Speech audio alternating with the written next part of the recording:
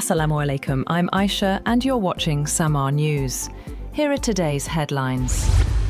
3 sons of slain Iranian leader Ayatollah Ali Khamenei prayed beside his coffin and those of 4 other family members. But Mojtaba, the son who succeeded him as Iran's supreme leader, did not make an appearance. State TV showed Mustafa, Maysam and Masoud Khamenei praying behind the coffins laid out in the vast courtyard of Tehran's Imam Khomeini Grand Musalla. On Sunday, tens of thousands more mourners, including soldiers, seminary students and ordinary men and women, filed into the Musalla to pay their respects to Khamenei and his family.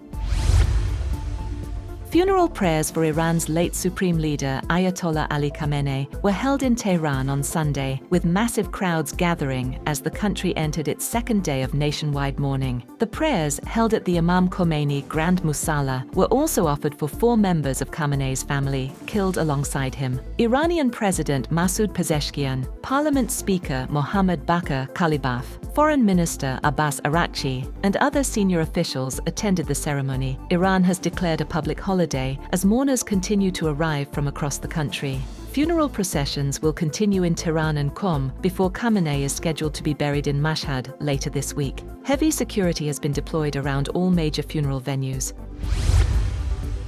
Iran's top security official Mohammad Bagher Zolgadeh has said that mourners at Ayatollah Ali Khamenei's funeral have called for resistance and revenge. In a message, the Secretary of Iran's Supreme National Security Council warned Iran's enemies to keep their eyes fixed on Iran in the coming days. Prince Harry will not stay at Buckingham Palace during his stay in Britain this week, despite a spokesman for the King's second son telling media on Monday that he had accepted an invitation to do so. The BBC reported that Harry had not formally responded to the offer of royal accommodation at a royal residence by a deadline, and was told over the weekend that he could no longer stay at Buckingham Palace in central London.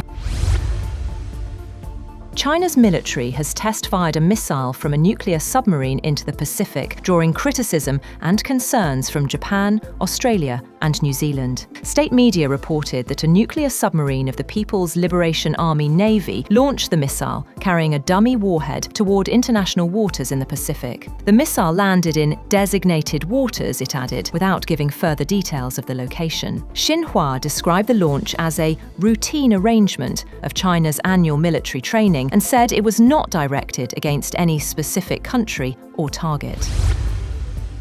OPEC Plus has approved another increase in oil production targets from August, adding 188,000 barrels per day as crude prices remain under pressure following the gradual reopening of the Strait of Hormuz. The decision, announced after an online meeting, follows similar output increases in June and July as the producer group continues easing supply restrictions. President Trump claims the United States chose not to target senior Iranian officials gathered at the funeral of former Supreme Leader Ayatollah Ali Khamenei to keep diplomatic negotiations with Tehran alive. In an interview cited by Axios, Trump said the U.S. could have struck Iran's leadership during the funeral, but decided against it because we would have nobody to negotiate with. He also claimed Iran was begging to make a deal following recent military tensions. Trump said both sides agreed to pause nuclear talks for about a week during the funeral period and suggested the public mourning for Khamenei may not reflect genuine public sentiment. Russian missiles and drones have struck Kyiv, killing at least 9 people and heavily damaging apartment blocks and other buildings, just a few days after the deadliest assault on the Ukrainian capital this year. Kyiv's mayor, Vitaly Klitschko, said on Telegram rescue crews were pulling residents from buildings shattered by the overnight barrage. Timur Tkachenko, head of the city's military administration, said the death toll in the capital rose to 9, with 46 people wounded throughout the city.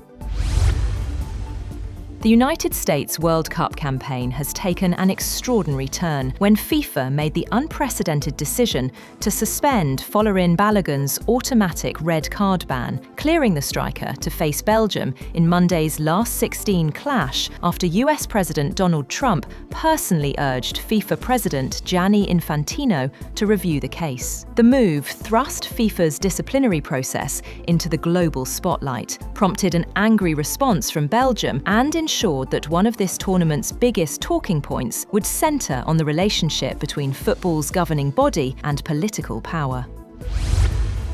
That's all for now. For more updates, visit www.samaa.tv. Thank you for watching Samaa News.